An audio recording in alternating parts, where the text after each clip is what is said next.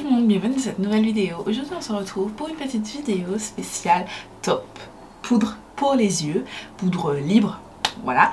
Et ouais, si ça vous intéresse, reste parce qu'on commence la vidéo tout de suite. Alors ne faites pas attention, j'ai pas fait mes yeux et tout, ça change, c'est pas souvent.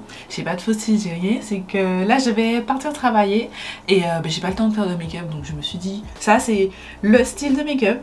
Puisque je recommence à me maquiller pour aller bosser, c'est le style de make-up que je fais. C'est-à-dire, je fais mes sourcils, je fais un petit peu de mascara, je corrige mes taches avec un... enfin, vite fait mes taches. Avec cette anti-cerne là de LF, c'est le Flawless Brightening Concealer, c'est le concealer qui est dans ma rotation, dans mon Project Pan annuel. Je mets dans l'anti-cerne, je poudre, je mets un peu de bronzer et j'y vais. Là, pour la vidéo, j'ai fait un effort, j'ai mis des lèvres rouges. D'ailleurs, avant vous me demandiez, c'est le Colourpop Lippy Pencil en teinte élargie. Ça, je sais que c'est plus disponible, mais vous prenez un prune très foncé, ça te fera l'affaire.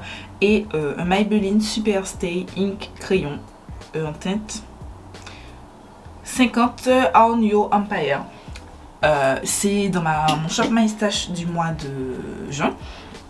Et c'est la première fois que je le teste. J'aime beaucoup. Donc, je vais commencer par le bas de mon top. Alors, je ne vais pas préciser, mais c'est quand même un top 5. Comme j'avais fait pour mon top 5 fond de teint, je vous le mets dans la fiche et en barre d'infos si ça vous intéresse.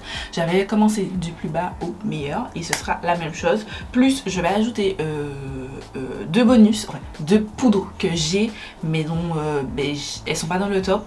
Et je vais vous expliquer pourquoi. Voilà. On commence tout de suite avec le numéro 5, c'est cette poudre juste ici, c'est la Kiko Unlimited Long Lasting Matte Loose Powder. C'est une poudre que j'ai en teinte 04 Sienna. C'est une poudre, c'est la seule poudre que j'ai comme ça, c'est une poudre marronnée, genre. Mais j'aime tellement, elle est vraiment bien, elle est fine je trouve, elle poudre bien les cernes sans trop alourdir. J'ai une préférence pour l'appliquer sur mon teint, genre... J'ai du mal, enfin j'arrive pas, je vais vous montrer les poudres en question, mais j'ai des poudres qui sont un petit peu trop claires et que je trouve de plus en plus que, en fonction du fond de teint, surtout si j'ai déjà un fond de teint clair, je trouve que ça me fait un teint un petit peu blanc, un petit peu blanchâtre. Donc du coup, j'aime bien utiliser cette poudre sur le reste de mon teint. Ça fait un petit moment que je ne l'ai pas utilisée, mais je l'aime vraiment beaucoup. Elle est vraiment pas mal. Voilà, ça a été. Je vous ai fait une vidéo sur l'arrivée, enfin, les produits Kiko quand Kiko est arrivé en Martinique. Je vous mets dans la fiche en barre d'infos. Et ça fait partie des produits vraiment que j'ai kiffé dans cette vidéo. Voilà. Ensuite, une poudre un petit peu plus récente, c'est celle de AOA Studio. C'est la Perfect Setting Powder que j'ai en teinte banana. Voilà, je l'ai acheté récemment sur le site Shop Miss A. Et j'en ai partout. Elle est jaune. Franchement, c'est la poudre. La couleur est parfaite. Parmi toutes les poudres, c'est la couleur parfaite. Elle est bien jaune, bien comme j'aime. Banana. Je vais la comparer avec une autre poudre, mais je trouve que celle-ci est vraiment mieux en termes de couleur. En termes de fini sur la peau, je trouve vraiment qu'elle... ça floute. Ça floute. Mais... en plus elle est pas chère et tout, donc franchement si vous avez un petit budget et que vous pouvez commander aux États-Unis, parce que je sais pas, c'est pas évident, essayez entre copines ou voilà de commander ces produits parce que franchement elle vous grave le coup et elle est incroyable. Je l'aime vraiment beaucoup cette petite poudre. Elle est géniale. Donc voilà, je vous la recommande si toutefois vous êtes intéressé. Ensuite, numéro 3, ce sera cette poudre de Anastasia Beverly Hills. C'est la Loose Setting Powder que j'ai aussi en teinte banana. Vous verrez que c'est pas la même banana, c'est un banana trop blanc. Je suis un petit peu déçue parce que je trouve qu'elle fait un petit peu blanchâtre. Je préfère les bananas plus jaunes. Tout comme celle-ci en fait. Comme celle-ci, je vous mets côte à côte pour que vous puissiez voir. J'espère que vous voyez parce que j'ai pas mes lentilles, j'ai pas mes lunettes, je ne vois pas. Mais j'espère que vous voyez la différence. La différence, pardon, ici c'est vraiment plus jaune et c'est ce jaune là que je préfère. Pour moi c'est un jaune parfait, c'est celle-ci. Et voilà, celle-ci c'est un petit peu blanche, voilà, un petit peu dommage. Mais en termes de texture, pareil, elle vous fout. C'est un filtre. Elle vous floute la peau. Elle fait très bien tenir l'anti-cerne. Franchement, j'aime beaucoup. Bon, l'anti-cerne va filer entre les plis, c'est tout à fait normal. Mais, enfin, au cours de la journée, mais c'est quand même pas mal. C'est vraiment pas mal et j'aime vraiment beaucoup cette palette. Non. Cette poudre pour les yeux et j'en ai énormément. Genre, il y a 25 grammes. Genre, à quelle heure je termine ça? J'ai pris 3 ans. Oui, 3 ans pour terminer ma poudre Colourpop et j'avais bien moins de ma poudre Colourpop. Comment je vais terminer ça? Je sais pas. Mais bref. Ensuite, on va passer au numéro 2. Et voilà, c'est la poudre que je porte actuellement sous les yeux. C'est celle-ci, celle qui est dans mon Shop My Stash de ce mois, le mois de juin. C'est la High Earth Revolution en teinte chocolate banana. C'est une poudre qui a une odeur.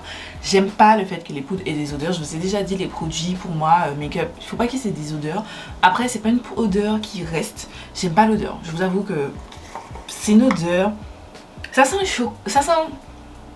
pas le chocolat. Je vais pas mentir, ça sent pas le chocolat, mais ça sent pas bon. En fait, j'aime pas l'odeur.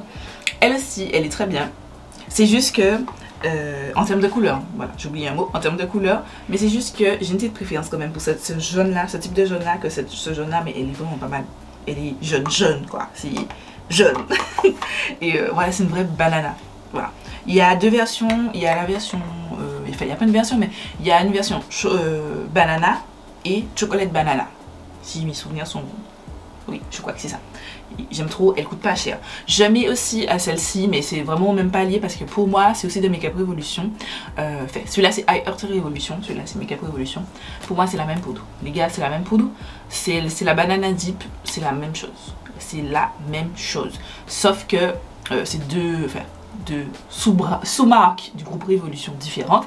Et que celle-ci a une odeur et celle-ci, ça sent juste le produit cosmétique. Enfin, ça sent la poudre, quoi. C'est pas une odeur, c'est pas parfumé, celle-ci est parfumée.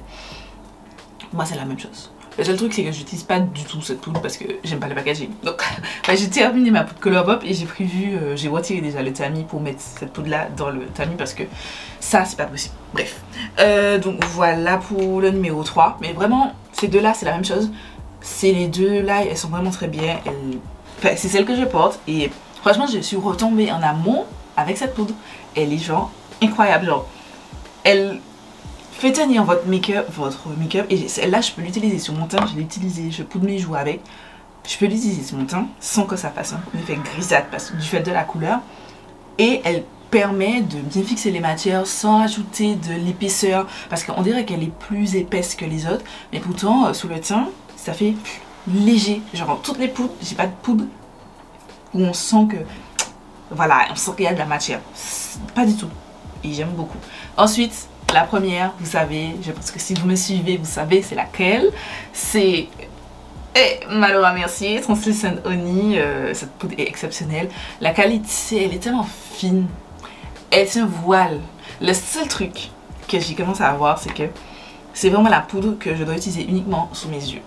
Pas sur le reste de mon teint parce que je trouve que ça fait un petit peu clair en fonction du fond de teint. Si j'utilise ce fond de teint là, c'est le NARS, le Light Reflecting Foundation, le dernier de NARS en teinte Macao qui est légèrement plus foncé que ma teinte. Je peux utiliser ça pour fixer un petit peu mon visage.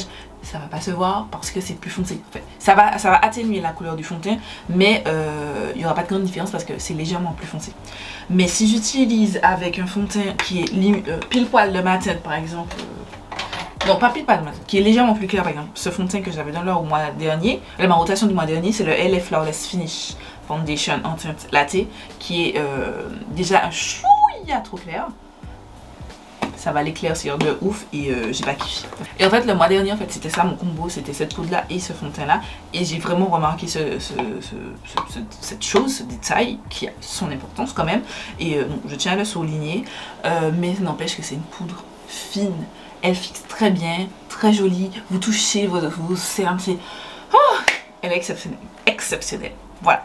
Ensuite, de bonus, c'est deux autres poudres. Alors, je vais vous parler de la Colourpop No Filter Setting Powder. Je vous mets la photo juste ici. Je l'ai très longtemps utilisée. Je l'ai terminée.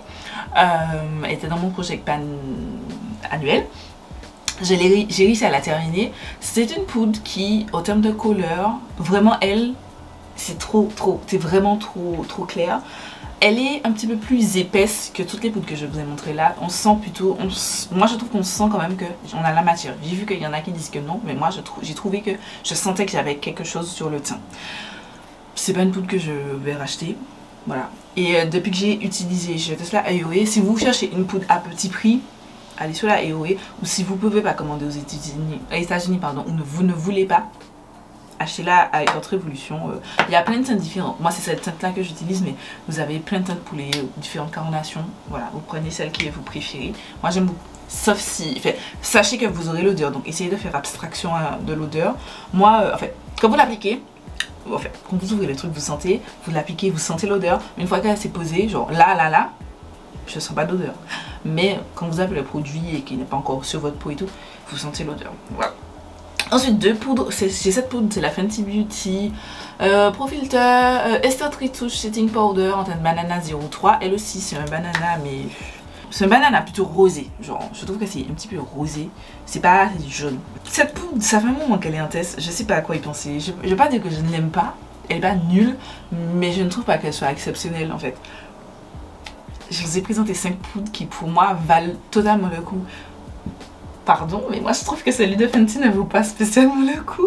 Elle est... En fait, au début je savais pas quoi dire sur cette poudre. Et en fait je me suis dit, mais en fait si je sais pas quoi dire, c'est qu'elle n'est vraiment pas exceptionnelle. Et je pense vraiment qu'elle n'est pas exceptionnelle et que... Voilà, je préfère les autres, celles que je vous ai présentées dans mon top. Ensuite, j'ai cette poudre de Jaclyn Hill qui est excellente. Excellente. Mais vous allez me dire, regarde, pourquoi tu l'as pas mise? C'est vraiment parce que pour moi, c'est pas une poudre fixante. Toutes les poudres que je vous ai montrées là, ce sont des poudres libres fixantes. Cette poudre là, c'est une poudre libre, mais c'est une poudre libre qui va apporter de la lumière, du glow. C'est pas un highlighter. Mais c'est une poudre qui va venir illuminer votre teint, donner un côté naturel, frais, glowy à votre peau. Moi ça m'arrive, par exemple, je peux, si j'ai pas envie de mettre de l'highlighter, utiliser cette poudre là sur, au niveau de l'os, de mes pommettes, et pour faire de l'highlighter, et ça va aller très bien. Franchement, j'aime beaucoup. Donc c'est juste, elle n'est pas dans mon top parce que c'est pas une poudre qui va fixer votre maquillage. Mais sachez qu'elle est excellente. Même si je n'aime pas le personnage, je n'aime pas Jaclyn Hill. Mais je dois vous avouer que son esthétique autour de sa marque est exceptionnelle. Enfin, est vraiment très belle, j'aime beaucoup. Je sais que les gens ils trouvent que c'est gros. C'est vrai que c'est gros et tout, ça prend de la place pour ranger. Mais c'est beau, c'est très beau, c'est très esthétique, très joli, très elle. Et pour l'instant, les produits que j'ai testés, c'est vraiment qualitatif. Voilà, c'est tout pour cette vidéo. J'espère que ça vous a plu. J'espère que voilà, ce type de vidéo vous plaît. Je sais que vous allez me dire, mais où sont passés ton top anti-cerne? En fait, où est passé ton top anti-cerne? Je devais le faire avant. Dans la logique des choses, j'aurais fait fond de teint anti-cerne et poudre. Mais c'est que de base, je n'avais pas prévu de sortir cette vidéo là aujourd'hui. Mais c'est que j'avais besoin d'une vidéo rapide à filmer, sinon vous n'aurez pas une vidéo. Donc j'ai choisi de faire les poudres. Et les anti-cernes, je suis vraiment toujours en test, ça me prend du temps parce que des anti-cernes que, par exemple, celui que je porte, c'est le XX Revolution, que je vous disais j'aime trop et tout, il est trop bien et tout. Maintenant, je sais pas si c'est parce que entre temps, ben, j'ai un peu plus de plis sous les yeux ou que juste que l'anti-cerne vieillit, parce que quand je l'ai récupéré, il y avait du gras, c'était bizarre.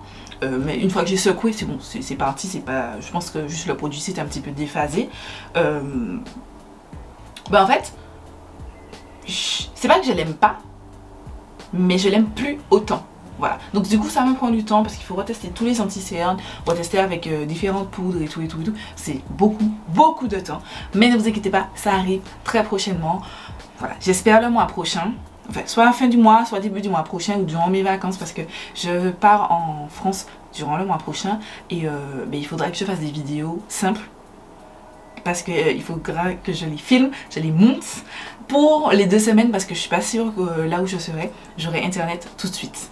Voilà, c'est tout. C'est tout pour cette vidéo, j'espère qu'elle vous aura plu. Moi je m'en vais au travail, travailler, voilà.